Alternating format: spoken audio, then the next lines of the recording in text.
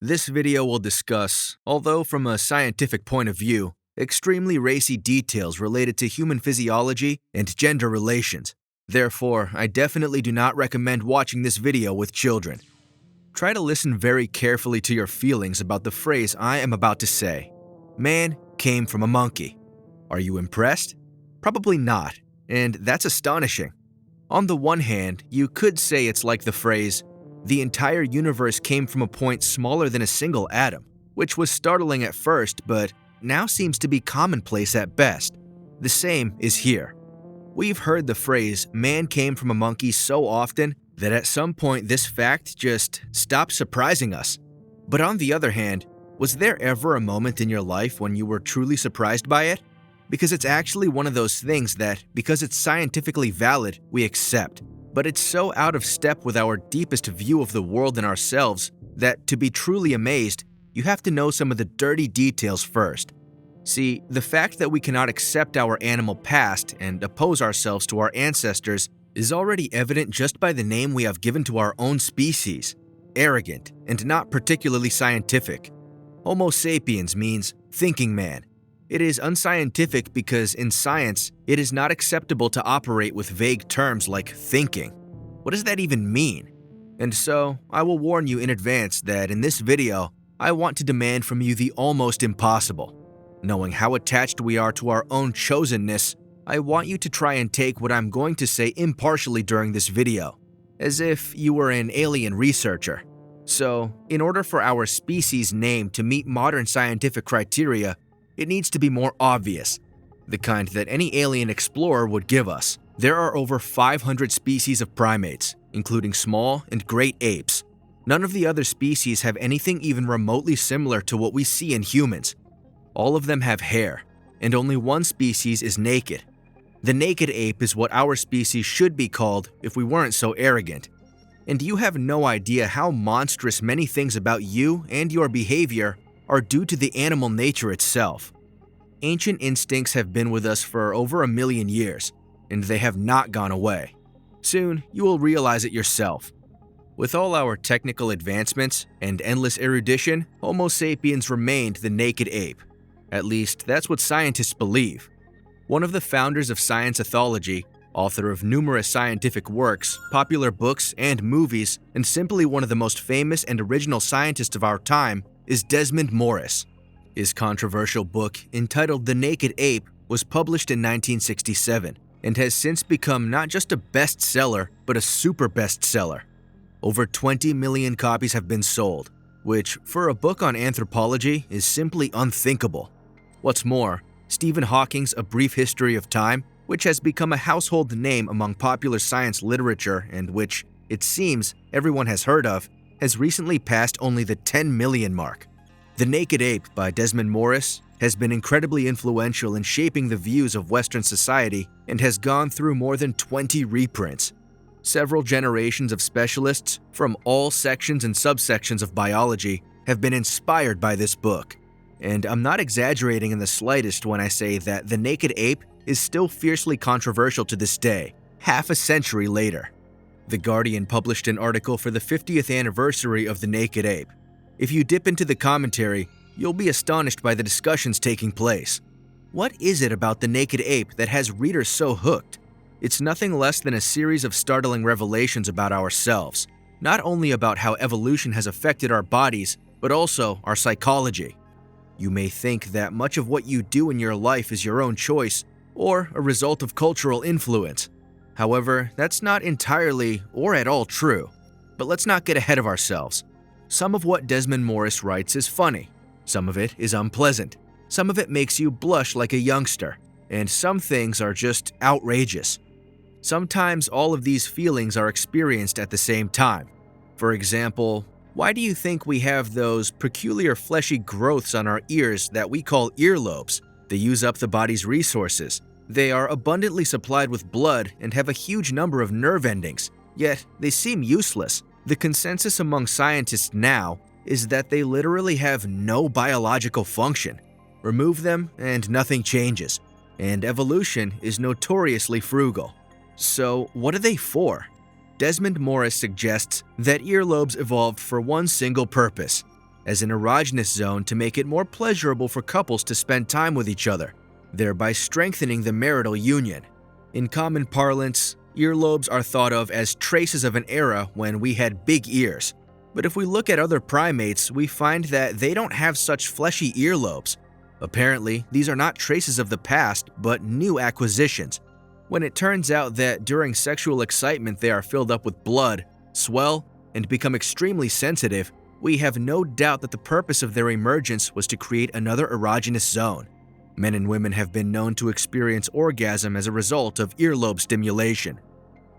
If we single out the basic idea of the whole book, it boils down to the fact that everything we consider the highest and most sublime in our lives, or in the life of humankind, family ties, friendship, love, faith in God, whatever, all this is derived from our ancient animal instincts. And Morris says that we must respect and reckon with this immutable function, because otherwise, if we try to rebel against our deepest nature or ignore it, nothing good will come of it. Cultural development has enabled us to make spectacular advances in terms of technology. However, whenever progress and our basic biological properties collide, progress is met with strong resistance. The foundations of our behavioral character laid down in the era when we were hunter apes are seen in all our actions, however sublime. A thing that will affect your entire life happened at the very beginning of that very life, in your mother's womb. If you pay attention to the way mothers hold their newborn babies, you will be surprised to notice something. Thorough research conducted by American scientists has shown that approximately 80% of mothers hold their babies on the left side of their bodies. Why? The answer seems obvious, because most people are right-handed. By holding the baby with their left hand, the mother frees up her dominant hand for various household activities. However, detailed analysis shows that this is not the full explanation.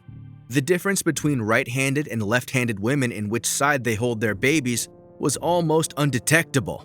In fact, 83% of right-handed women and 78% of left-handed women hold their child on the left side. So, clearly there must be another explanation. One reason is the fact that the heart is on the left side. 3 months before delivery, the fetus acquires the ability to hear, and the beating of the mother's heart is one of the first sounds that reach the growing fetus in the womb. The heart rate averages about 70 beats per minute. The fetus has not yet seen, tasted, or smelled anything. Virtually all of its experience is reduced to this sonic rhythm and the feeling of warmth and safety. This may leave a strong imprint on the developing brain. After birth, the mother unconsciously holds the baby in a way that allows the baby to hear this familiar sound, forever associated with comfort and security. The vestibular apparatus, which recognizes the position of our body in space, as well as the cochlea, responsible for the perception of sound, are located in the inner ear, and they are interconnected. This may be connected to the fact that rocking a child in one's arms or in a cradle with a rhythm of about 60 to 70 rockings per minute, matching the heartbeat rhythm, soothes the baby and promotes fast falling asleep. Even now, if during falling asleep you listen to a recording of a measured heartbeat, you may fall asleep more easily. Throughout your life, sometimes in moments of stress or when you feel bad, you unconsciously begin to rock back and forth, shift from foot to foot, drum on the table, and so on. All of this brings you back to the familiar soothing rhythm, an echo of your mother's womb. Whenever you feel insecure, you find yourself the soothing rhythm of the heartbeat taking one form or another. A monkey mother maintains consistent bodily contact with her infants. This is aided by the fact that baby monkeys have an innate instinct to cling to the fur of their mother's body. Infant monkeys are able to do this literally from the first second after birth. Human infants cannot do this because they are not strong enough, and the mother has no fur to grab onto. However, this hereditary program of grabbing the mother's fur has not disappeared. A newborn already has a strong grasp reflex. At birth, stimulation in the infant's palms causes the fingers to grip strongly. However, unlike baby monkeys, the baby is not able to maintain this firm grip for extended periods. But this is not as surprising as the fact that the human infant has a reflex known as the Moro reflex. The action of the Moro reflex can be observed if the baby is lowered sharply and quickly a short distance downward while supporting its back. The baby's arms immediately spread apart and fingers unclench and straighten. Then the arms are brought together again, as if trying to embrace someone in order not to fall. A frightened baby monkey does the same thing to avoid falling, grabbing onto the mother's fur. In humans, this primitive reaction persists until about 8 weeks of age, which brings us back to the question of, where is our fur? Why are we the only monkeys naked? Imagine that you are somewhere in the wilderness completely naked. That is, in the state in which nature intended you to be, and in the place where you were meant to exist. Even assuming you are in a warm climate, how would you be able to do anything? Moving around would be very problematic. Branches would constantly scratch your skin. You would be bitten by all sorts of insects and so on. As if, from an evolutionary point of view, this is some kind of radical miscalculation. We are the only naked apes. Look at any other land mammal. Unless you couldn't count thick-skinned animals like elephants and rhinos, they are all covered in fur. The lack of it doesn't seem to be considered an advantage at all. How could it be that such a useful thing was suddenly missing? This has been a very difficult question for researchers, and many hypotheses have been put forward, some good and some not so good. For example, these are the kinds of explanations we often hear. We invented warm clothes, we got fire, and so we are gradually losing our hair. All of this is utter nonsense. I'm just amazed at what we actually invented clothes for in the first place. Cold is suddenly not the main reason, because clothing came about back when human ancestors lived in hot areas, but more on that later. About 15 million years ago, climatic conditions changed, and our ancestors were forced to leave the abundant forests, move to the plains, and compete with already adapted land animals. It was extremely risky. Look at some predators. They dash after their prey with lightning speed. Our ancestors had no such evolutionary advantage. They had to learn to chase faster prey until it just got tired. Yes, and a long run in fur coats, is not very comfortable and even deadly. This led to the strongest selection pressure. Any mutations that could reduce overheating of the body were encouraged, even at the expense of losses in other directions. Our ancestors were willing to pay any price, because the very existence of the species depended on solving this problem. So we got rid of most of our hair and acquired a large number of sweat glands over the entire surface of the body. The bare skin, the sweat, the upright posture, so that the sun only warms the top of the head where the skin hasn't disappeared, have made them some of the toughest creatures on the planet at running long distances. There is literally no animal that can run longer than humans, so we can exhaust any antelope or deer. Even if they are faster than us, we are an inevitability to them because we can chase them to exhaustion. For example, American ultramarathoner Dean Karnazes in 2005 ran 350 miles in 80 hours and 44 minutes, without a break for sleep or rest. But that's not all. If you pay attention to how humans swim, you'll notice how streamlined they are compared to other primates. Even our closest chimpanzee relatives are usually helpless in the water and sink quickly. If you scrutinize the arrangement of hairs on their bodies, you will find that they point backwards and inwards at a single angle to the spine. This direction coincides with the direction of water flow around the swimmer's body and suggests that this was done to reduce water resistance when swimming. We are the only primates to have a thick layer of subcutaneous fat relative to our body size, similar to aquatic mammals such as seals. It helps to retain heat in water. And there's an interesting point here. Everyone has noticed how the skin on their fingers and toes shrivels up after a few minutes in the water. Nowhere else on our body does the skin react to water in this way. In addition, surgeons have noticed that if certain nerves in the fingers are damaged, the skin on them stops wrinkling. So in all likelihood, this is some kind of evolutionary adaptation. Scientists believe that wrinkled skin acts in the same way as tire treads in Formula 1 races when it starts to rain. Smooth tires are replaced with grooved ones to drain water and prevent sliding. The essence of wrinkled toes and fingers is similar. Because of this evolutionary feature, you can navigate better barefoot on wet surfaces and hold wet objects more securely. This was clearly useful in activities like foraging or hunting near water, when you had to hold the spear while stepping on wet rocks, for example. Humans, as we can see, have come a long way in evolution.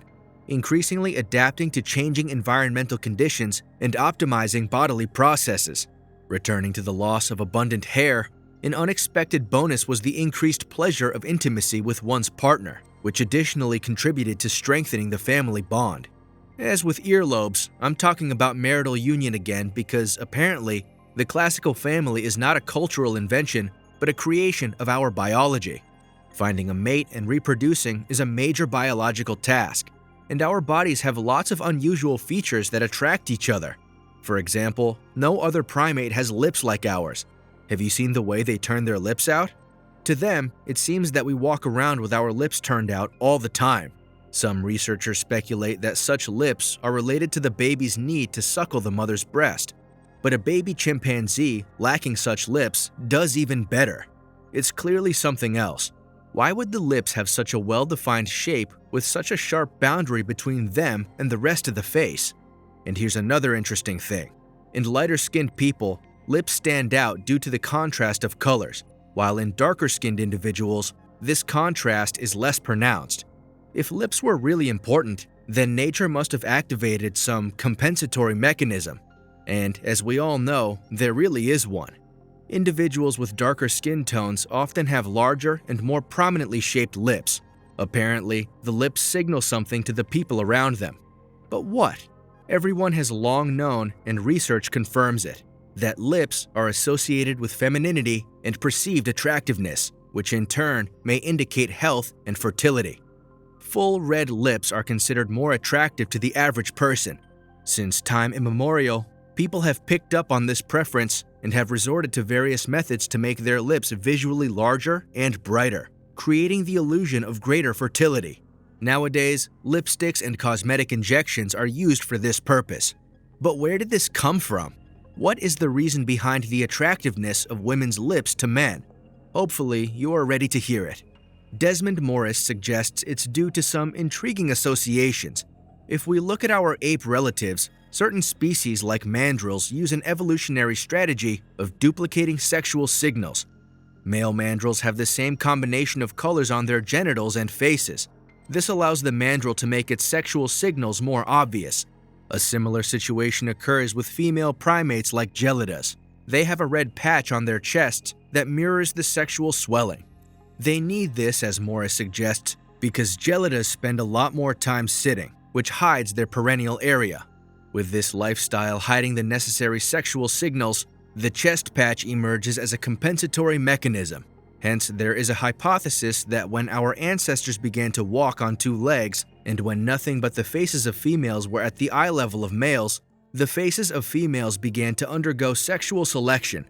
That is, males unconsciously chose the females whose mouths brought to mind certain associations.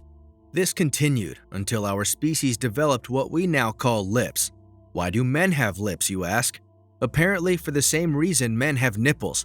It's just that men and women are made from the same basic template. Also, because lips have a universal function for both sexes. For chimpanzees, kissing is more of a greeting. For us, however, kissing has a sexual aspect as well. Although kissing is not common in some cultures, Morris believes that kissing has an innate component. We use it to assess a person's suitability for mating, literally to assess their taste. So, if someone tells you that you're a good kisser, it's not just about technique. It's that your partner enjoys kissing you because their body has judged you to be a great match. The opposite happens as well. In one study, 59% of men and 66% of women confirmed that they lost attraction to a person after their first kiss with them. And since lovers kiss constantly, it is more convenient to have sensitive mucous membranes permanently exposed, so that when kissing, you do not need to keep the muscles of the mouth in tension. But here, Morris raises the stakes again, because the appearance of female breasts of this shape has a lot to do with the lip story. Women's breasts are thought to be shaped for feeding babies, but as practice shows, they're not particularly convenient for this purpose. You can confirm this by looking at baby bottles, whose shapes have evolved for the greatest convenience of the baby. The nipple is much longer and does not transition into a large hemisphere that might press against the baby's nose. If we pay attention to the animal world, our closest relatives, the chimpanzees, have mammary glands in females that are much closer in shape to a baby bottle. Even during full lactation, they are flatter compared to human female breasts, and the nipples are much longer. So in his book, Intimate Behavior, Morris makes the assumption that, based on their shape, female breasts evolved as an imitation of buttocks. As with the lip situation, it all stretches back to the days when we moved around on 4 legs. This similarity gives a woman the opportunity to send a powerful sexual signal, which she can do in a standing position, a uniquely human pose, in front of a man, an extravagant hypothesis. And if it's true, it's likely the reason human females have less body hair on average than human males. The relief formations in place of breasts in a hair-covered female would be much less prominent as sexually attractive landmarks to the male. Therefore, males choose females with less pronounced hair coverings. Men have nothing to showcase on their torsos, so women are somewhat more tolerant of male hairiness. However, evolution also left an indelible imprint on the physiology of men. Due to the fact that our ancestors straightened up and began to walk on 2 legs, the reproductive organs of human males were exposed to constant public view, and in turn, before the appearance of clothes, were subjected to selection by human females. Thanks to this, now Homo sapiens, among all other primates, has not only the largest brain. The number of features in the bodies of the naked ape that allow women to attract men and men to attract women does not end there. By the time of puberty, human females experience an increase not only in breasts but also in hips. Wide hips, as everyone knows, are necessary for childbirth. Males, on the other hand, grow muscle mass, especially noticeable in the shoulders. It is not necessary to explain why this is important. But why do men and women have such pronounced hair in the armpits and genital areas? We have so-called apocrine glands on our bodies, which are similar to sweat glands but do not participate in cooling the skin. They are located mainly in the armpits and genital area. Apocrine glands are activated only with the onset of puberty and begin to intensively secrete a special substance during emotional stress or sexual excitement, which, as a result of bacterial activity, acquires a specific odor. So, presumably, the hair in these areas is needed to retain this odor. Interestingly, women have almost twice as much apocrine glands as men. It is interesting to note that in lower mammals, before copulation, the male is more likely to sniff the female than she is to sniff him. And while the role of pheromones in human behavior remains controversial and further research is needed, we probably all know the powerful influence of smells, how they are imprinted in memory, how 10 years later you instantly recognize the same perfume in a crowd. We know that each gender has its own odor. It has been hypothesized that part of the process of creating mating couples, falling in love, is a kind of olfactory imprinting, fixing in memory the specific body odor of the partner. On the other hand, there are studies that suggest that by smell, we determine a person's suitability to create a family. When you like your partner's body odor, it's just your body signaling to you that your future child will have a good immune system. But people can't just smell each other immediately and have a baby, as other animals often do. You have to at least get to know each other first. How did our ancestors do it without dating sites and newspaper classifieds?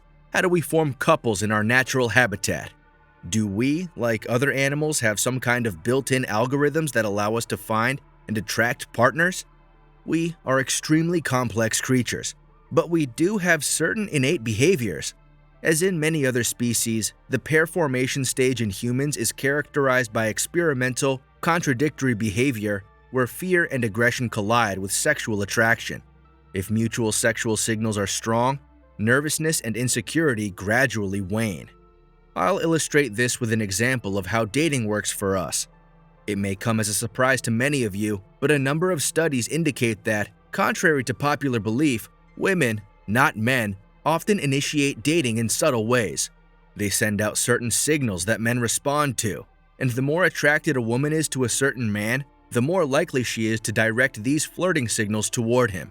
Someone who is flirting is sending signals to the other person about their availability and expecting reciprocal interest to continue flirting. Of course, flirting behavior depends a lot on culture and tradition, but some of these signals are absolutely universal, part of human nature. So, people don't learn them, and no matter what continent we conduct our research on, people will flirt in similar ways. I'll say the most obvious and yet the most powerful signal is the gaze. You know how hard it is not to look at someone you like. It's clear that we all look at each other, women at the men they like and men at the women. But studies show that men don't often approach women for whom they don't get signals of interest, even if they like the woman very much, which is perhaps not surprising. Conversely, a woman whom a man may not have noticed at first sometimes begins to like him after he starts catching glimpses of her. Men and women tend to be very bad at recognizing how this happens. Women feel like they're just sat there and didn't bother anyone, while men feel like they saw a goal and didn't see any obstacles. We have special neurons in our brains that activate and signal to our consciousness when someone in the periphery of our vision looks directly at us. This system works so well that if the person looking at us shifts their gaze by 1 or 2 degrees, these neurons immediately fade out. This is possible not least because humans have eyes with white sclerae that are unique in the animal kingdom, which make it easy to detect the direction of gaze. We sense someone's eyes on us and turn our gaze to that person. If the person turns out to be sympathetic to us, a brief glance develops into repeated mutual eye contact. If a woman starts smiling bashfully at the moment of prolonged eye contact, and ethiologist Irenaeus Eibel-Eibelsfeld found that this pattern in female behavior is absolutely the same in all cultures, then the man receives a powerful signal to act and, as a rule, decides to approach to start a conversation. Again, we are too complex to act strictly on any one pattern. But if you were an alien researcher studying humans, you would find that this kind of dating algorithm in the Naked Ape is very common and often repeated in different human societies where people can freely interact with each other. From the point of view of the same alien researcher, what is a smile? And why does a man react to it in such a way, coupled with downcast eyes? It's not a fantasy from another melodrama, is it? Both are instinctive expressions of emotion familiar to all people on Earth. Let's start with a smile. The social smile appears in an infant as early as the end of the 2nd month of life, and the existence of the smile in humans is unexpectedly explained by the lack of fur. When a baby feels lonely, it has an instinctive reaction that causes the mother to move closer to it. Simply put, the baby cries. This reaction is very similar to that seen in other primates, but when it happens in primates, their cubs, after their mother runs up to them, simply cling to her fur and don't let go. The human infant, as we have already realized, is not capable of this, but its need for its mother's warmth is no less. So nature had come up with something to give the mother a signal that would reward her and show her that everything is okay. The baby just wants her to stay with him. That's how the smile came about. For this reason, the mother enjoys the baby's smile so much that she cannot tear herself away from something contemplating it. It is the result of evolution. As we age, the function of the smile becomes somewhat more complex. You never know for sure what kind of reaction you are getting from other people, and this uncertainty creates some fear. Smiling indicates that this fear exists, and at the same time, you have good intentions. It is a peaceful gesture that reduces the likelihood of aggressive interaction. So going back to the dating situation, smiling is an instinctive reaction a girl shows when she is uncomfortable but has a favorable attitude. The lowering of the eyes, however, is a much more interesting gesture. It is unexpectedly derived from the submission posture inherent in primates, which is crouching down to the ground to demonstrate submission. You may ask, why would women demonstrate submission to men? And there is a big difference between crouching and lowering your eyes. But take your time. Also interesting is the transformation into bowing of the primate's original urge to crouch in fear to the ground. The essence of the gesture is to lower the eyes. No matter how much bowing has become constrained by social conventions, it always implies a desire to lower the face. Primates in particular use bowing to demonstrate their loyalty and thereby reduce the nervousness of the leader toward them. Humans are primates, but our unique feature is our white sclerae, remember? Which allow us to read the direction of gaze with phenomenal accuracy. So humans, in order to send the same signal of submission, only need to lower their eyes slightly. I don't think the dating situation has to do with some kind of self-deprecation on the part of women.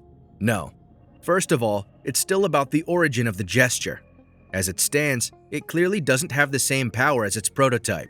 Secondly, men are also sometimes embarrassed and lower their eyes. However, if we are talking about women, they are not protected during pregnancy and long afterwards, and because of their immense natural vulnerability, they may prefer stronger, emotionally stable, competent, status-conscious, ultimately taller men than themselves. Their natural need to feel safe and secure manifests itself in this.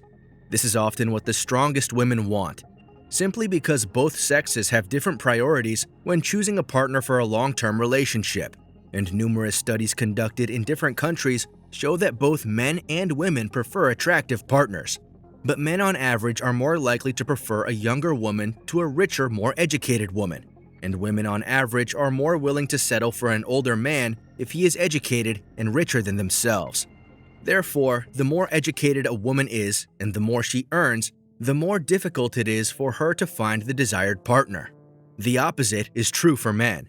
In addition, there are studies that say that if a woman starts earning more than a man in a family, the probability of divorce increases significantly. Therefore, the average woman wants to see her man as some kind of protective figure, and qualities such as shyness, modesty, and humility are considered inherently feminine, while confidence, ambition, and a tendency to take risks are considered masculine. But why this is so will become even clearer in the future. At the moment before meeting, by smiling and lowering her eyes, a woman signals that this particular man is potentially suitable for the role of the one whom she would be ready to submit. This signaling of submission reduces fear in the man. Think of primates, and the man ultimately gains the courage to approach the woman. More often than not, it's men who approach women, not the other way around. This happens even in very liberal societies, where no one would condemn women for taking the initiative, because despite all the progressiveness of modernity, it is difficult to go against biology. By the standards of other animals, pair formations in humans, that is, all stages from the moment of acquaintance to the stage of copulation, takes an extremely long time on average – hours, days, weeks, and sometimes months. Advancement through the stages is usually controlled by women, because men, as a rule, are ready to go through the stages here and now. And it is strange. Why should women slow down the realization of the main biological task particular to any living creature? What are these ceremonies for? It may be said that it is not so much that the development of civilization has changed our modern sexual behavior, as that sexual behavior has determined the forms that civilization has taken. Most apes do not form stable monogamous couples, and among our closest relatives, the great apes, none but us do so at all. This is because compared to other primates, the human infant makes unimaginably high demands on its parents. It takes many years before it can become independent, and all this time we need care and protection from both parents. And this is where a paradoxical situation arises. What is the basic law of evolution? To pass on the maximum number of copies of your genes to the next generation. From this point of view, a man needs to find as many attractive young women as possible and mate with them. And if he is in demand by the opposite sex, his physiology allows him to do it an almost unlimited number of times. This explains why some men can't resist any woman while in a relationship. For a woman, on the other hand, such a strategy doesn't make any sense. At the very least, she needs to carry the baby to term and then feed it. All this time, she cannot conceive again. Plus, unlike a man, her reproductive window is limited by age. So while a man in ideal conditions can literally father tens of thousands of offspring from different women in a lifetime, a woman can only give birth to about 12 children. So a woman, in terms of childbearing, cannot afford to breed with different men. This is partly why, historically, society has been less sympathetic to promiscuous women than to such men. What should she do? How does a woman maximize her evolutionary success by passing on as many of her genes as possible to the next generation? She needs to find the most sought-after man that the maximum number of women want to mate with and give birth to a son by him. Thus, there is a high probability that her son, being similar to his father, will also become highly desired by the opposite sex, and he will be able to pass on a large number of copies of her genes to the next generation.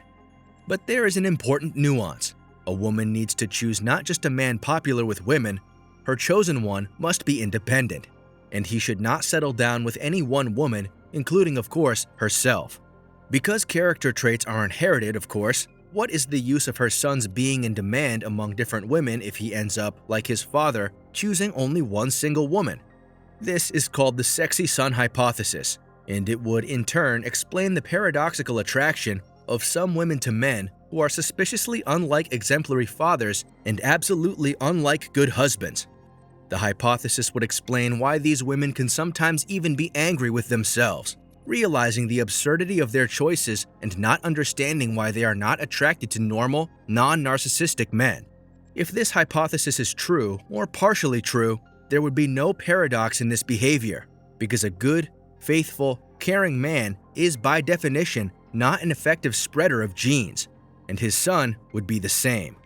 But on the one hand, we have idealized models of mating in men and women, and on the other hand, we have a reality in which these models of behavior in the naked ape do not work very well.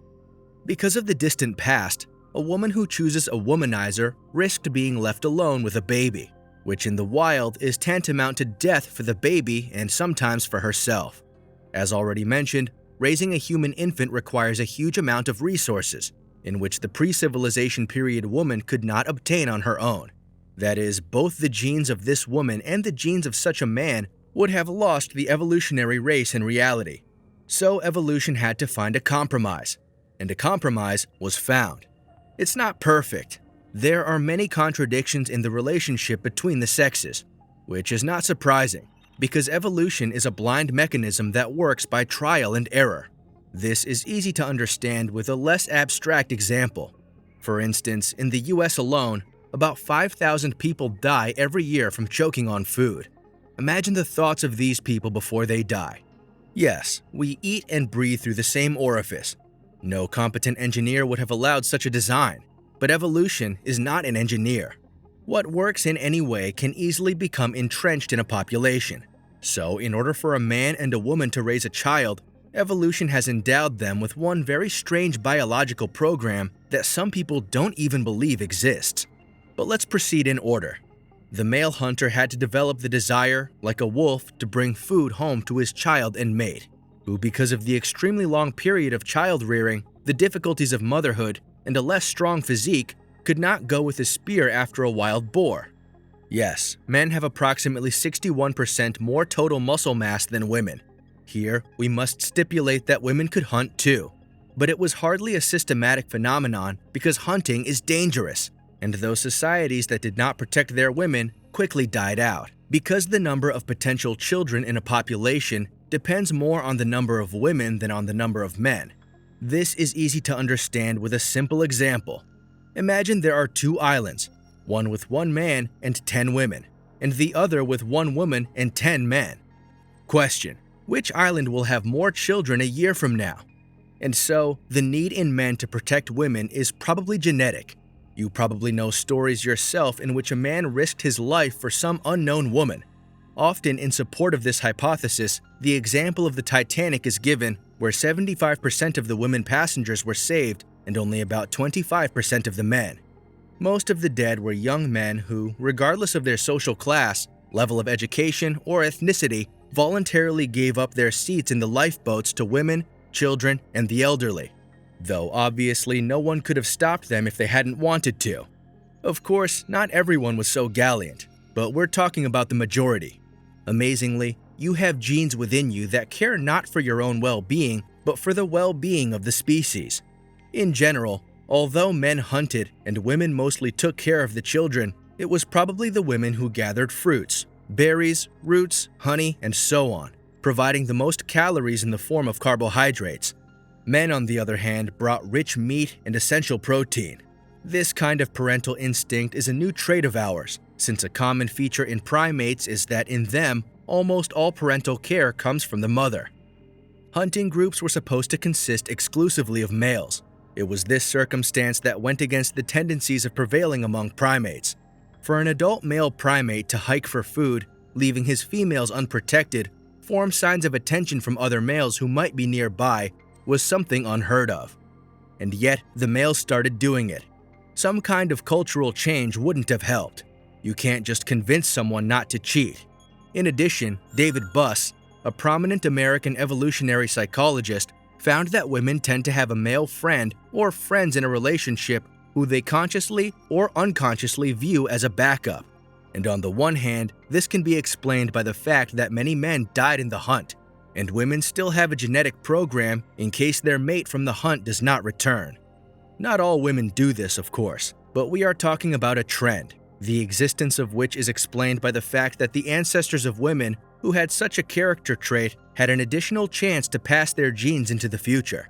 And on the other hand, it is perhaps the so-called strategic pluralism hypothesis. It was proposed by psychology professors Stephen Gangstead and Jeffrey Simpson. This hypothesis states that human females have evolved to pursue a dual mating strategy, receiving high-quality genes from some males and care and contribution to offspring from others. Support for the dual mating hypothesis is also provided by the data that, statistically, women are most prone to cheating at the time of ovulation, which is when conception of a child is most likely. However, according to research conducted by the aforementioned David Buss and his team, this hypothesis is highly questionable because only 2 to 3% of children in families are fathered by other men. Something prevents most women from sharing a bed with 2 men for pragmatic reasons alone. And this something is the change that occurred in the very nature of our ancestors at the genetic level. That strange new genetic program. It's not about some high moral principle. The evolutionary process does not operate in such categories. When the strain of one parent becomes too great, in other animal communities, whether fish, birds, or mammals, a strong alliance emerges, linking parents of both sexes throughout the rearing of offspring. This is exactly what happened with the hunter monkey. The 2 sexes had to develop a biological program to bond with each other, which is called sexual imprinting, or, as people say, falling in love.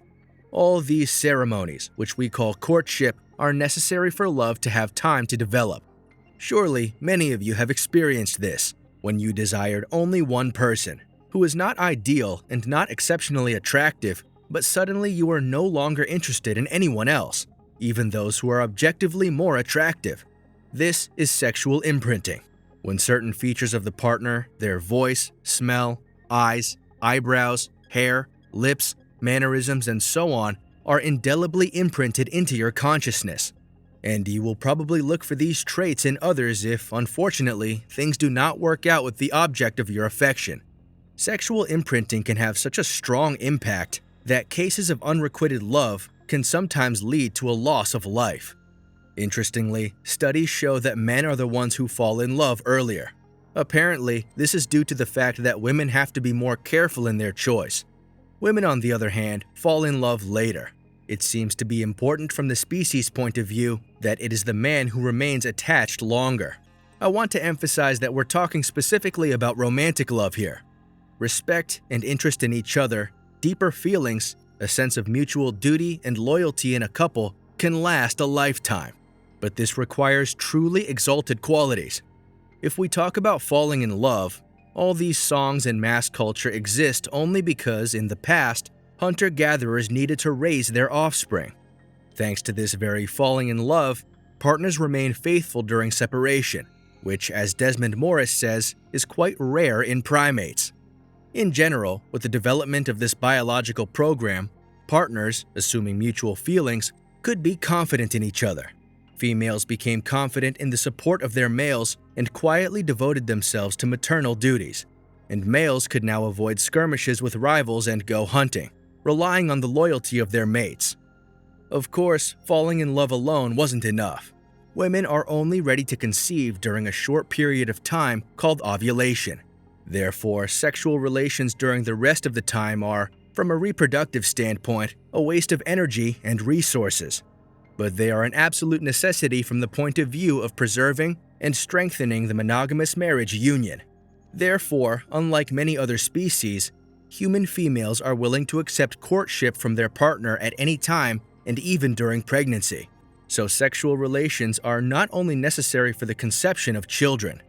And as we can see, this is not a matter of the vices of modern civilization, but a deeply rooted, biologically based, and evolutionarily reasonable tendency peculiar to our species. Through it all, children have been provided with care and attention, at least during the most vulnerable period of their lives. I've already mentioned that nature requires women to be more discerning when choosing a man, and Desmond Morris hypothesizes that the hymen, this attribute that may seem absolutely illogical and even harmful from the point of view of procreation, because it obviously interferes with this very procreation, arose as a result of evolution in order for a girl to have intercourse with someone with whom she would not be stopped by such obstacles. For men, however, virginity was attractive because it was an indication of the bride's discerning nature. This was important because a man, unlike a woman, could never be sure that the child was his. From an evolutionary perspective, spending time and resources to protect and nurture offspring that won't continue your genes is a costly mistake. So men who are not jealous and not prone to suspicion were obviously less likely to pass on their genes. Women, on the other hand, fundamentally cannot have such a danger. And this is probably another reason why society is less tolerant of promiscuous women than it is of men. Even though contraceptive methods and paternity tests have long existed, it is difficult to overcome biological predispositions. On the one hand, women also face significant danger. A man can leave her pregnant or with a child. Therefore, women are also suspicious and jealous. In any case, while the details of these hypotheses about the hymen may have contributed to evolution, it is still not quite clear why it exists in a number of other animals. There is some suspicion that it serves a defensive function against germs and dirt. But overall, it is still a great mystery of the female body. However, one extremely cruel evolutionary mechanism seems to confirm that nature does not indeed incline human females to be very careful in choosing a sexual partner. Despite the fact that it is men who commit the vast majority of violent crimes, it is women who are more likely to murder their own children. Cross-cultural studies have shown that a mother may cause the death of her newborn child due to a lack of resources and male support.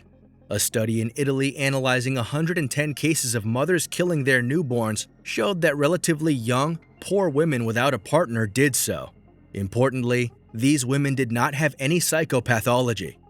The authors of the study argue that this behavior of mothers is an evolutionarily determined adaptive behavioral strategy that emerged in the distant past, which is necessary in order to increase the biological fitness of the mother by eliminating the unwanted newborn and saving resources for future offspring born in better conditions. The good thing about modern society is that this does not happen too often. Many people may think that this video emphasizes women, but the fact is that it is women who have the greatest impact on changing our species. It's pure math. Let me remind you that the number of children is determined by the number of fertile females, not the number of fertile males. From the point of view of procreation, and in the context of evolution, nothing is more important. Fertile males are an almost inexhaustible resource, but fertile females, on the contrary, are a very limited resource. And this is not even considering the fact that in males, unlike females, the ability to conceive persists throughout life. Therefore, even if men and women are equal, the competition for fertile females will always be higher. Of course, there are successful men who have a wide choice of women and can choose for themselves, just as there are women who have no choice at all. But if we're talking averages, there are always more men competing for the average fertile woman than there are women competing for the average man. And so the average woman may be more selective about choosing a partner than the average man.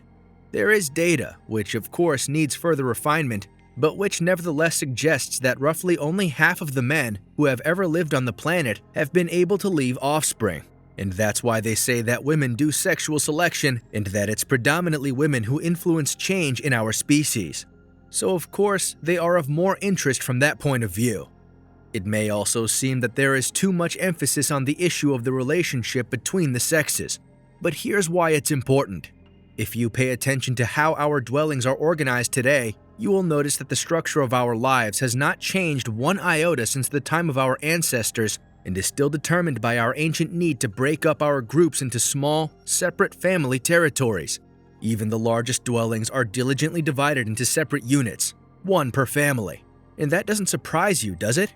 I mean, it's the way it should be. But in fact, you think it should be because your biology makes you think so.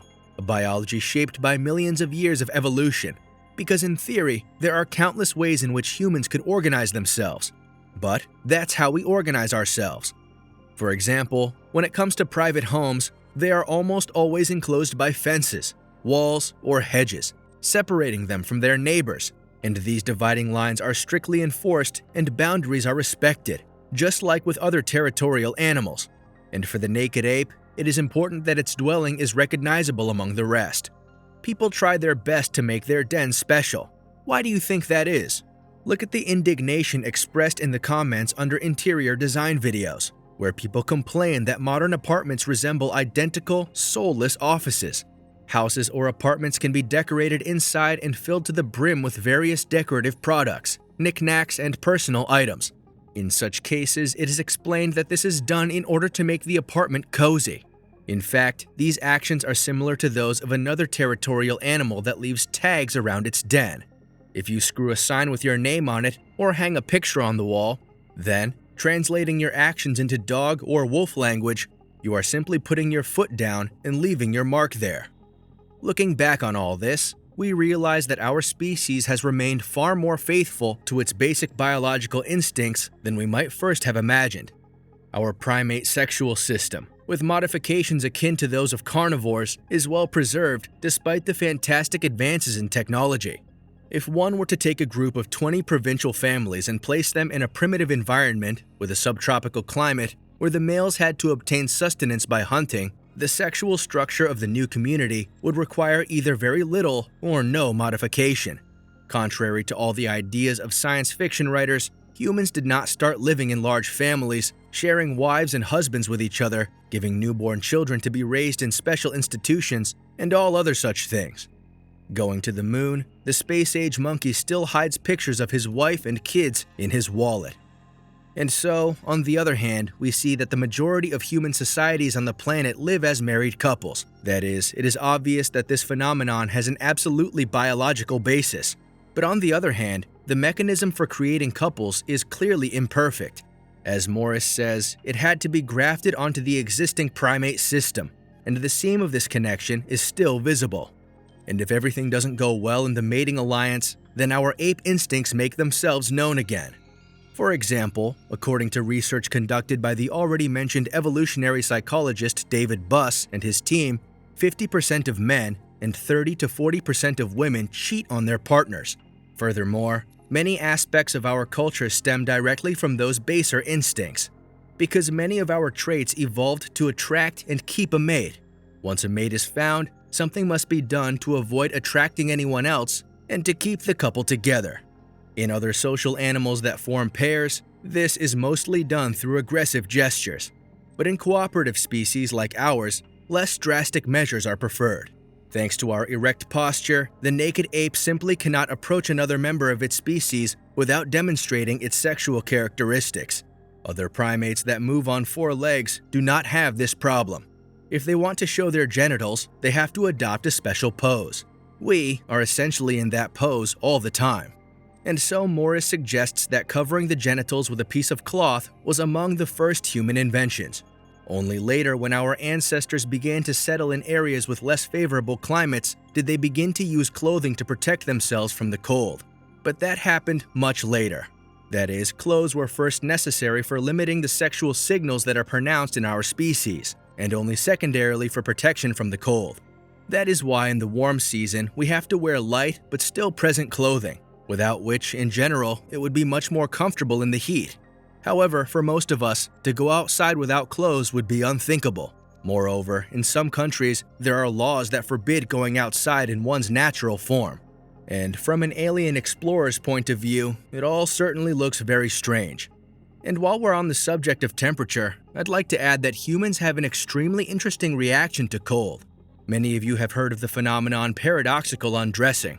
It's when people who have frozen to death are found undressed. That is, before they die, they tear off their clothes against their better judgment. This is due to the dilation of blood vessels in the last moments of life, causing the person to feel unbearable heat. But I haven't heard anyone mention another, what I think is more interesting reaction, called terminal burrowing, which occurs a few minutes before death. One study says that bodies found with partial or full exposure were found in positions that indicated a final instinctual defense mechanism. They were found under a bed, in a closet, on a shelf, and so on. Researchers believe this is an autonomous brainstem process that kicks in freezing humans, triggering a primitive protective behavior similar to burrowing into the ground, as seen in hibernating animals to prevent the loss of residual heat.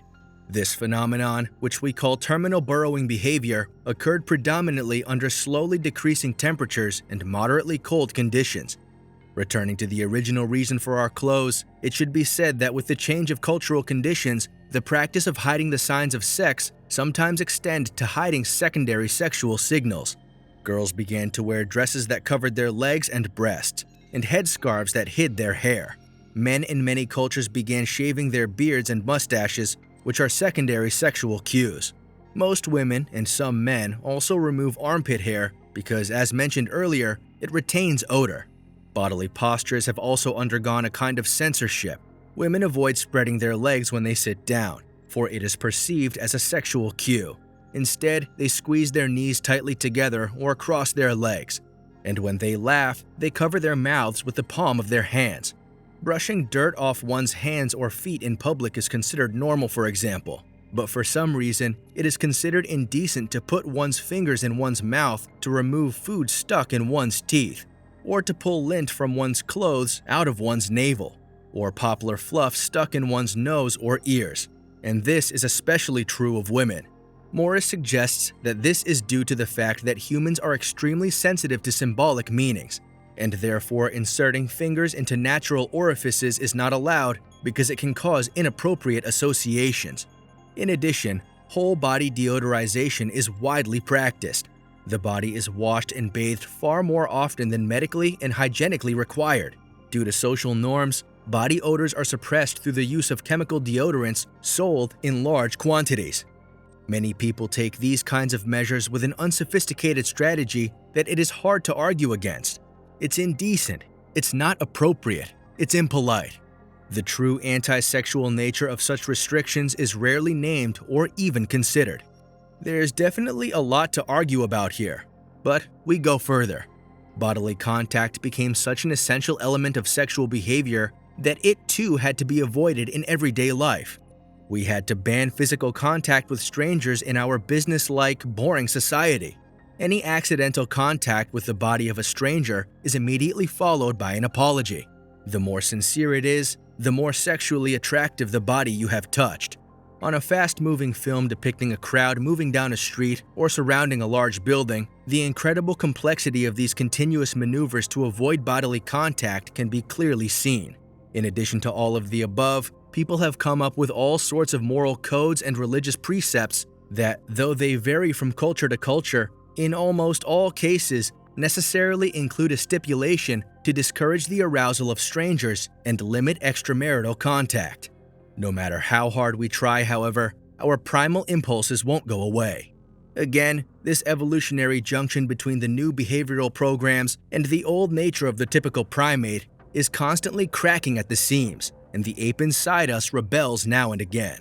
Hardly are artificial constraints introduced to solve one problem when moments arise that bring the whole thing down. This often leads to amusing and contradictory situations. So a woman hides her breasts and then, with the help of a bra, emphasizes their outlines, imitating a state of readiness for mating. Lipstick and blush serve the same purpose, as do all cosmetics that visually increase the size of the eyes. Large eyes are attractive, for they indicate high levels of female sex hormones and fertility. Similarly, t-shirts that expose the navel and piercings in natural orifices also serve this purpose. First, we carefully remove the armpit hair that retains body odor, wash our bodies, eliminating any of our natural scents, and then apply perfume that smells much stronger and has a more pleasant odor, which will appeal to far more people of the opposite sex than our own body odor. As for human males, for example, they wear jackets that visually expand the shoulder girdle, wear expensive watches, rings, and chains that demonstrate wealth and status, and wear shoes with heels that make them appear taller. Both men and women wear shoes with heels, but they do so for different reasons. Ultimately, though, the reason is the same. Men do it because women subconsciously, all things being equal, prefer tall men. But not just any tall man. There's an important nuance here. Studies show that men are, on average, most satisfied with partners that are only 8 centimeters shorter than themselves, while women, on average, ideally, all other things being equal, want a man who is 21 centimeters taller than themselves. The average man is only 12 centimeters taller than the average woman. That is, the average woman prefers a man who is not just taller than herself, but taller than other men in her population. So, in all likelihood, the point here is that not only a tall male, with his physical strength, would be better at hunting and farming, but also at dominating others. And these are not empty words. Being considered tall is something that is ingrained in our physiology. For example, an experiment, perhaps not the most scientifically rigorous but still indicative, was conducted in which a tall man and a short man, dressed in approximately the same style, had to walk a given distance on a busy day in Times Square without giving way to people walking towards them. According to the results of the experiment, the short man ran into passers-by 18 times, while the tall man had people give way and ran into only one passerby. Women's preference for tall men also partially supports the sexy son hypothesis, which I have already touched on. To recap, it says that, ideally, a woman should find the man most sought after by women and bear a son by him. Now, height is one of the most heritable traits. Its heritability is about 80%. So if a woman gives birth to a tall son by a tall man, it will be an advantage for him in the marriage market. But if a tall daughter is born, then her height, on the contrary, will become a tangible obstacle, significantly narrowing the list of potential candidates. No one has dismissed the sexy son hypothesis. It may well partially work, which causes at least some women to be torn by contradictions and look for a partner with mutually exclusive qualities. Evolution, which, let me remind you, works by trial and error, is quite capable of such twists and turns. To appear more dominant, men also sometimes grow beards. You may have noticed that in moments of rage, you unconsciously tense your jaw and jut it out, an ancient primitive reaction to show off your biting apparatus. In our species, a large jaw is associated with aggression and dominance. Presumably, the beard in males exists because it visually enlarges the jaw. A jaw thrust forward, whether male or female, is always a sign of an aggressive mood, an intent to attack. This mimic gesture is the opposite of a death bow. A member of the stronger sex, possessing the protruding chin, always looks self-confident. Going back to heeled shoes, we understand why men wear them. But why do women wear high-heeled shoes? Just look at a woman's high-heeled shoes if you have never seen them before. I mean, it's an incredibly strange artifact of human culture. Who would ever think it would be a good idea to wear something like that? Why do women do it? It's a popular belief that high-heeled shoes are imposed on women by fashion, marketers, the movie industry, Barbie dolls, and whatever else. However, it's all nonsense. According to research, women with a higher leg length to body length ratio than the population average are more attractive to most men. Presumably, this is due to the fact that at the onset of puberty, girls' legs begin to grow faster than their torsos and look disproportionately long for a while. After that, their leg growth stops, and for some time, only the upper body continues to grow, changing the overall proportion. Thus, it is likely that long legs are associated with youth. Of course, this does not mean that men are attracted to little girls. Men like the combination of biological markers of youth and puberty. Individually, these markers tend not to work, so long legs must necessarily go with, for example, wide hips, or some other marker of puberty. This is exactly what high heels do.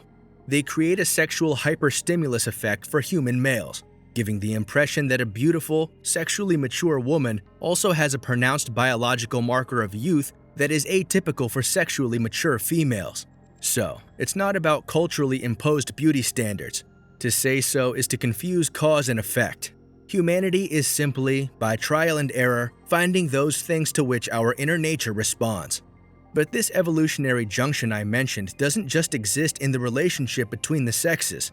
Remember, we evolved to be predatory primates? And look, it's a paradoxical combination because primates are predominantly plant eaters.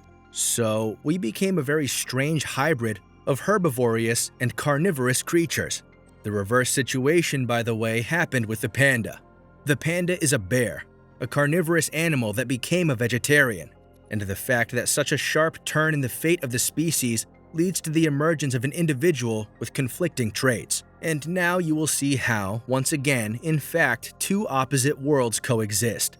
Primates, because of the constant availability of food, nibble throughout the day, while the meals of predators occur in large portions, with large breaks in time. And humans, as a species with carnivorous adaptations, despite the abundance of food in the modern world, continue to adhere to a predator's eating schedule. The vast majority of people on the planet eat 3 or 4 large meals a day. Again, it's not a matter of established cultural traditions, but of biological principles. At present, we could easily revert to our primitive habits peculiar to primates if we felt inclined to do so. However, we continue to adhere to our established eating schedule as if we were still actively engaged in hunting. Also, people don't like to eat food that's cold.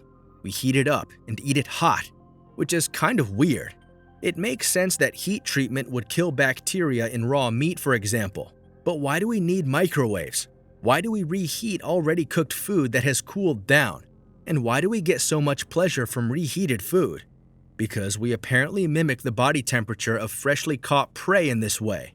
Although humans haven't consumed freshly killed meat for a long time, we still have the need to eat it at the same temperature as other carnivores, and as we can see, this need is incredibly strong.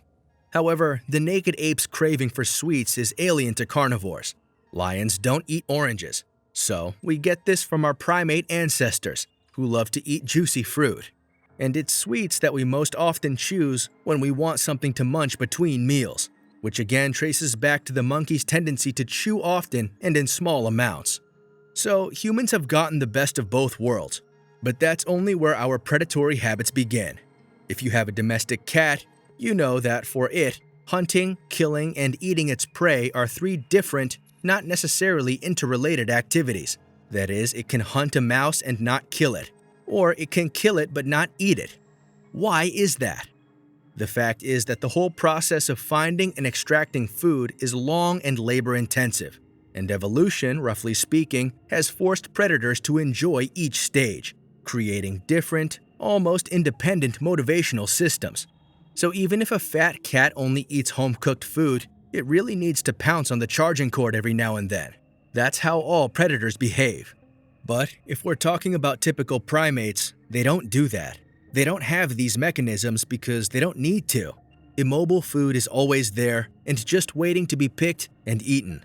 So hunting is not a major element of their lives. Now, feel the echo of evolution in your veins.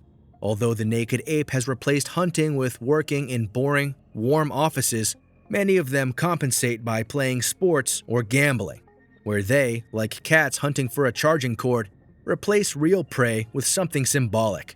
Just look at the game of soccer, for example. What are those people on the field doing anyway? But more importantly, why? It's very simple. They are literally exploiting for pleasure the mechanisms that emerged as a result of evolution to find sustenance. Running after the ball replaces the pursuit of prey. Passing the ball to each other within a team corresponds to the cooperation of ancient hunters. And scoring a goal is a symbolic killing of the victim. Everyone who has played soccer knows very well that every element of the game is fun.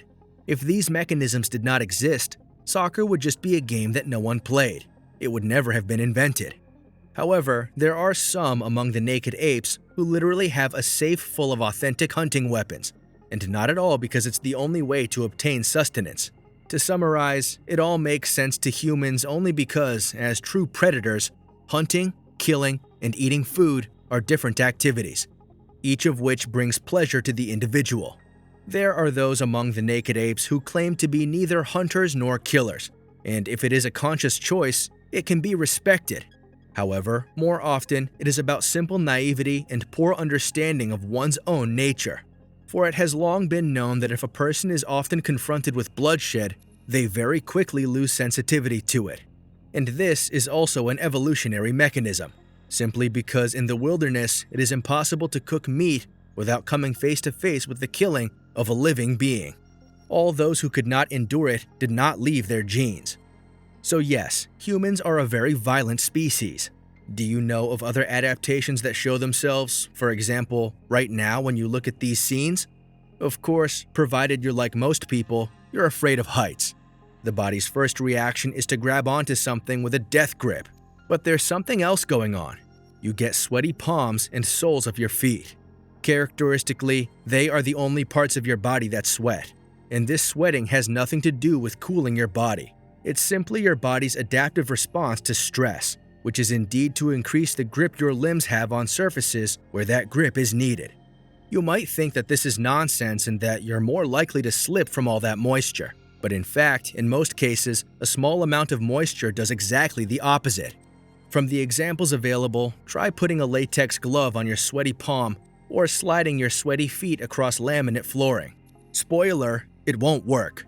For this reason, for example, some people sometimes spit on their palms before they start chopping wood with an axe. So during any nervous situation, our palms and feet sweat. Sweating palms can also be observed in entire communities and even nations with their group security threatened. During a political crisis, when the threat of nuclear war suddenly increased, all kinds of palm sweating experiments conducted at one research institute had to be abandoned because the basic level of response was so different from the norm that further experiments would have been pointless. And this physiological response to stress has been useful in holding weapons for hunting and stalking prey. As has been said many times, human ancestors had to learn to cooperate in order to hunt successfully, and this is another thing that is highly atypical of primates. For typical primates, competition and dominance are more prevalent. They don't need complex coordinated actions to pick a banana. So the naked ape had to develop the habits of wolves who hunt in groups. It had to learn to cooperate. In all organizations from learned societies, social clubs, fraternities, trade unions, and secret societies to teenage gangs, there is a strong sense of male solidarity. Members of the groups within them wear badges, uniforms, and other identifying symbols. There are always initiation ceremonies for newly recruited members. Such communities essentially embody the male brotherhood of primitive hunting groups. The important role they play in the lives of adult men indicates the vitality of primitive aspirations. Because of our predatory nature, because we had to hunt together, we, like wolves, have become a very cooperative species. We band together in groups, and we are willing to defend those groups at all costs. And it is this state of affairs that Morris believes is likely to bring about our end, as paradoxical as it may sound. We are, to put it mildly, in a bad position, and are very likely to destroy ourselves someday. The only consolation is that we have lived our century interestingly. It hasn't been a long century as far as our species is concerned, but it has been surprisingly eventful. Consider this point. Like all predators, the naked ape has developed dangerous hunting adaptations. Other predators have sharp teeth and claws, but our ancestors had sharp, honed stones. And because of the danger of these tools, the species is at a disadvantage when the members are in conflict with each other. Because if two wolves or lions quarrel, the fight between them can, in a matter of seconds, end in injury or death because both are well armed. Unless evolution develops strict rules for forbidding the use of these weapons against another member of one's own species, the species will quickly become extinct. This is why wolves, lions, humans, and any other predators have evolutionarily developed mechanisms to avoid unnecessary conflict and bloodshed between kin. First, it helps to avoid clashes if each member of the group realizes his or her place in the hierarchy. When you find yourself in any collective, you quickly and unconsciously assess where you are and where others are on the hierarchical ladder in this group, who should be listened to, and who can be in command. At school or university, getting acquainted with new teachers, we, as a rule, almost instantly realize with whom jokes are inappropriate. Actually, this is such an ancient thing that you can easily understand the hierarchy even in a group of chimpanzees. All these hierarchies operate largely at an unconscious level. I'll explain. National Geographic showed an experiment on how voice timbre subconsciously affects people. The experiment was this. A man at a train station demanded that people not step in a square on the floor. Get out of my box. Get out of my box. Get out of my box. When he did it in a loud but high-pitched voice, the people around him simply did not care about his absurd demands. They looked at him as if he were a fool and moved on. Get out of my box. Get out of my box. Get out of my box. But when used in a low-pitched voice, passers-by immediately perceived him as authoritative. All this tells us that, despite our intelligence and ability to recognize complex meanings conveyed by language, it is the primitive, instinctively produced sounds that remain primary. Growls, grunts, groans, cries, and so on. They convey the same information to everyone everywhere, no matter what language a person speaks.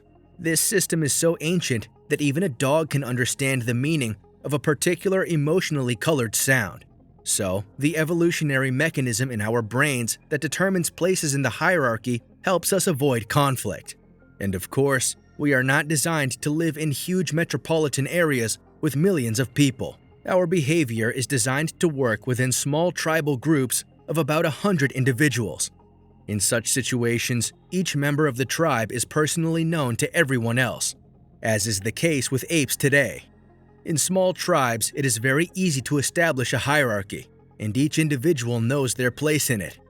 In a large city, on the other hand, inhabitants are forced to encounter countless strangers unexpectedly every day, a situation unheard of in any other primate species. It is impossible to enter into personal hierarchical relationships with everyone, although that should be the natural tendency. Instead, they are deprived of the opportunity to dominate or obey, and are forced to rush past. Because of this lack of order, the naked ape has developed a special behavioral pattern focused on suppressing physical contact, such as when a member of one sex accidentally touches a member of the other. Having violated the touch no one rule, we immediately apologize in order to show that we did not do it intentionally. Despite the fact that we encounter hundreds or thousands of people every day, the number of personal acquaintances we make during our lives is always closer to the number of members of a small tribal group. That is, we again obey the basic biological rules of our ancient ancestors. So we have now talked about the first mechanism for reducing intraspecific aggression. Secondly, evolutionary mechanisms for conflict avoidance are also manifested in the so-called postures of submission, something I already mentioned when talking about dating. These postures are typically the opposite of aggressive postures, and therefore they help to reduce aggression. For example, when there is a conflict, the animal maintains unbroken eye contact and swells in size one way or another, puffs up its fur, and so on, in order to appear larger. All this is necessary to intimidate the opponent. But if you need to show the other that you are not dangerous, it is logical to do the opposite. For example, a wolf falls to the ground with its ears pinned back and its fur tucked in. In some cases, however, the defeated recognizes defeat by exposing a vulnerable spot to the attacker. For example, a chimpanzee reaches out its hand at the risk of being dangerously bitten. Since an ape with aggressive intentions would never do this, such a gesture appeases the dominant animal, and humans do the same thing. While frowning eyebrows are a signal of aggression, raised eyebrows signal the opposite. To avoid antagonizing others, a person tries to appear smaller and slouches. But if a person is already in a bind, then as a last resort to calm the aggressor, the naked ape, just like many other apes, can fall to the ground. Likewise, a human reaches out their hand when asking for alms or begging someone, and the common belief that the handshake between men originated as a ritualized demonstration of an unarmed hand is probably nonsense. A friendly handshake has an instinctive nature, the same nature that causes chimpanzees to extend their hand in order to placiate a stronger individual. When you extend your hand, you are showing the person that you acknowledge them. If they extend their hand to you in return, it signifies mutual respect. However, you may remember a situation where your outstretched hand was not greeted in return. Such a situation can even lead to a conflict, especially if your gesture was intentionally ignored, making you feel like a supplicant. That's what we're talking about. Actually, it's why a handshake can be replaced by a bow or a nod. So yes, a friendly gesture often originates from gestures of submission. For example, the same smile or hug. But let's take it further. Eye contact is such a universal sign of aggression in wildlife that you should avoid it. For example, with unfamiliar dogs. According to a report in the New Zealand Medical Journal, maintaining eye contact is one of the reasons why young children are more likely to be attacked by dogs. Among primates, eye contact is considered particularly aggressive. Many people are under the illusion that our closest relatives, the chimpanzees, because of their smaller size, are not a threat to us. However, I wouldn't recommend Googling the consequences of a chimpanzee attacking a human. They are much stronger and much more agile than we are and can be incredibly aggressive and very violent. Even a small chimpanzee is capable of killing a human if it wants to. Of course, this is rare, but still provoking them and looking them in the eye for a long time may not be a good idea. Well, if you are a male of the naked ape and you stare intently into the eyes of another unfamiliar male, he will take it as a challenge and may attack you. Or, if you look sufficiently intimidating, he will try to get away. Therefore, people during an ordinary conversation, in order not to provoke anyone as a rule, constantly avert their eyes. So firstly, avoiding clashes helps each group member realize their place in the hierarchy. Secondly, the evolutionary mechanism to avoid conflicts is manifested in the postures of submission. And thirdly, if a conflict does occur, then among higher animals, instead of a real fight, there is a ritual fight. You may have seen this many times, for example, with street cats. They almost never attack each other at once because the evolutionary program to limit intraspecific aggression works. The cats fluff up their fur, arch their backs, stretch their necks, hiss at each other, and then one of them backs off. Fighting occurs only when absolutely necessary, if the dispute is not settled through aggressive signals and reciprocal threats. In humans, literally the same mechanism works. We have the most complex facial expressions of any animal on the planet, with many subtle nuances. We are the only species with eyebrows like these, and some researchers have suggested that we need them to protect our eyes from sweat dripping from our foreheads. That makes sense, but eyebrows have a much more important purpose.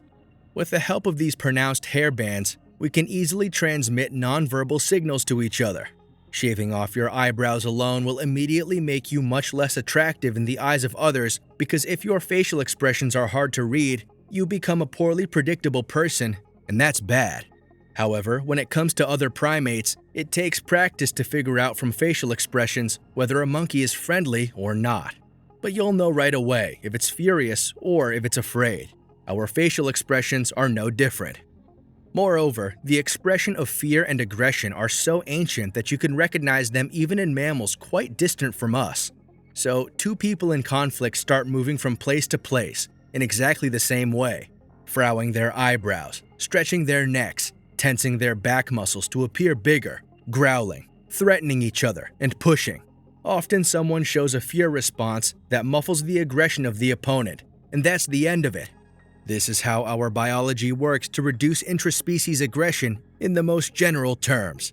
And all of these mechanisms, developed over millions of years of evolution, turn out to be completely useless in modern times.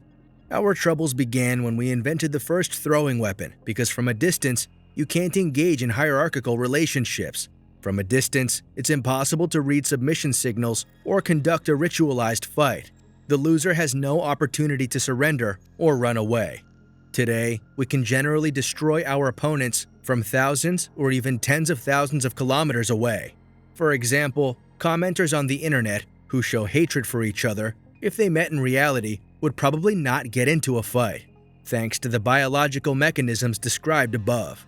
But imagine if they had red buttons against each other without leaving their monitors. No biological restraints would work here. Given the remoteness of opponents in modern warfare, there is no suppression or flight, resulting in mass murder on a scale unknown to any other living creature. It is quite possible that the propensity to wage war in humans is genetic. For example, chimpanzees, from whom we separated only about 7 million years ago, are just as capable of organized aggression as we are. They patrol their territory and brutally kill errant outsiders from within their own species. And they practice military campaigns against neighboring chimpanzee populations to expand their territory. In fact, humans and chimpanzees are among the few species on Earth to wage war. And as Morris says, a sensible solution to this problem of our potential annihilation, due to the fact that modern technology does not take our biological program into account, simply does not yet exist. You could say that all these stories about evolution are absurd, and that God actually created us. and you have the right to believe that. But it's quite likely that the existence of religion is also a derivative of our animal past. The vast majority of people living on the planet are adherents of one religion or another. This can't just happen out of nowhere. There must be some biological basis. What do all religious activities have in common? Expressions of obedience to some dominant individual who takes on different guises in different cultures, but is always the embodiment of great power. Sometimes he is portrayed as an inhuman animal, sometimes as a wise elderly member of our own species. Sometimes he becomes something more abstract and is called simply a being or something else. Since none of these gods exist in visible or tangible form, it is not quite clear why they were invented. Morris believes that the point here is again our primate past. As a rule, each primate group is dominated by a single male, and the whole life of the group revolves around this single dominant animal. Every member of the group must please him, or else they have themselves to blame. The leader, in turn, actively protects the group from external dangers and settles quarrels between his subordinates.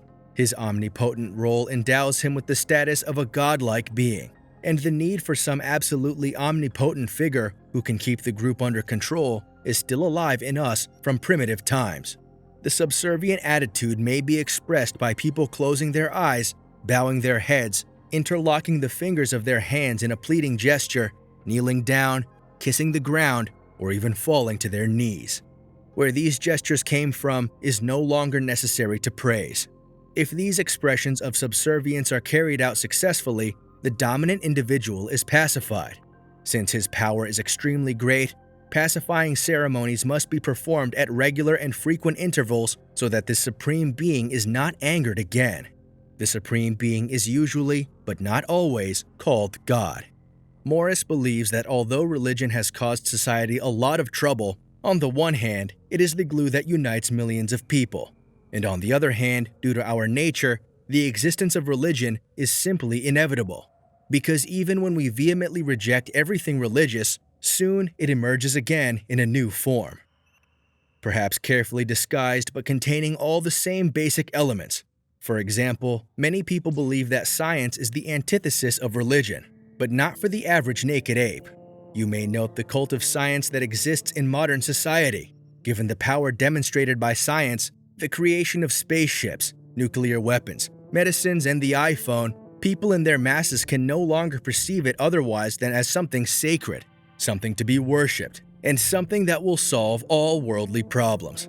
Scientists, on the other hand, are perceived as priests who have access to the ultimate truth. People worship them, hang their portraits instead of icons, gather to listen to their speeches, mentally communicate with them through books, and give all this the highest value. There are many people who would faint at the sight of Einstein if he were alive. People feel the same trepidation when they cross the threshold of a temple or a public library, both of which are quiet places. There are sacred artifacts in both places, which must be treated with great care. It's just that humans by nature are always compelled to believe in something, and believing in science is probably not the worst thing that has ever happened to humanity. And as Desmond Morris writes, if the naked ape would put aside all its majestic slogans for a second, comprehend its lowly nature, and recognize the beast within, it would paradoxically be able to live a much more conscious life, understanding the deepest motives, and thanks to this, make more intelligent decisions, and in general become a more perfect and whole animal. Thank you very much for watching such a long and complicated video. If you liked it, put likes and subscribe to the channel. Leave comments and share this video with your loved ones. It helps a lot.